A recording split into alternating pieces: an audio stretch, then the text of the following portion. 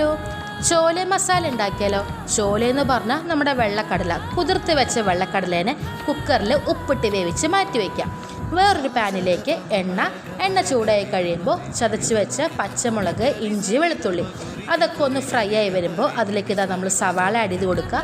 സവാള നല്ലോണം ബ്രൗൺ കളറായി വരുമ്പോൾ അതിലേക്ക് നമ്മൾ തക്കാളി നല്ല രീതിയിൽ വാടി വന്നതിന് ശേഷം മാത്രം മസാലപ്പൊടികളായിട്ടുള്ള മല്ലിപ്പൊടി, മഞ്ഞൾപ്പൊടി, മുളക് പൊടി അതിൻ്റെ ഒക്കെ ഒരു പച്ചമണം മാറി വരുമ്പോൾ അതിലേക്ക് ഒരു ഇത്തിരി വെള്ളം ആഡ് ചെയ്തിട്ട് നമ്മുടെ എണ്ണ തെളിഞ്ഞ് വരുന്നത് വരെ തിളപ്പിക്കാം.